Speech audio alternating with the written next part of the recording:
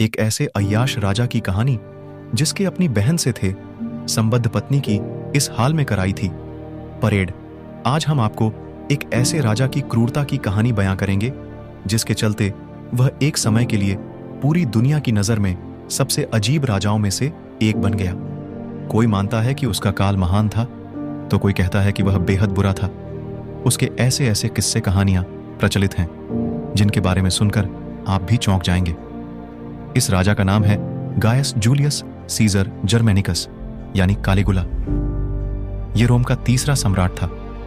कुछ लोग उसे पागल कहते थे। आज उसी कालीगुला का जन्मदिन है। यह बात 2000 साल पहले इतिहास में दर्ज हो चुकी है कि आज भी दुनिया कालीगुला को भुला नहीं है। कद काठी में लंबा और पतला सा दिखने वाला कालीगुला अपने अजीबोगरीब हुक्म को लेकर चर्चा में आया। उसका बेहद मजबूत शरीर था, आंखें अंदर की ओर धंसी हुई थी, जिसके चलते लोग हंसी मजाक में उसकी तुलना बकरी से करते थे। इस वजह से वह अपने सामने बकरी का जिक्र नहीं सुन सकता था। जो कोई उसके सामने बकरी का नाम लेने की हिमाकत करता था, वह उसे सीधा मौत की सजा का हुक्म सुना देता था।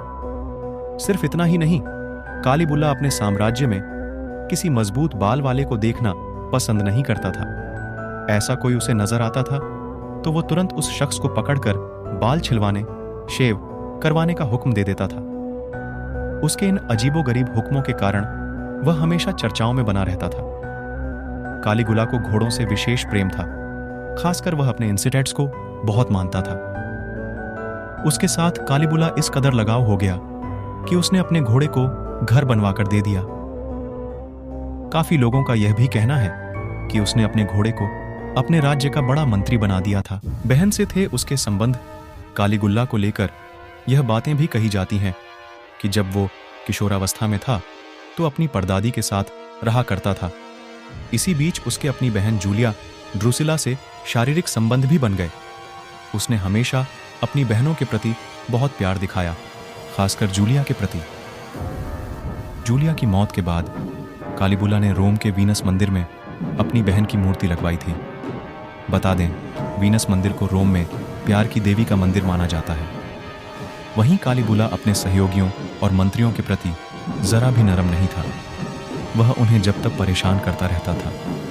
कभी अपनी पालकी के साथ उन्हें मीलों पैदल चलवाता तो कई बार उन पर झूठा आरोप तक लगवा देता था।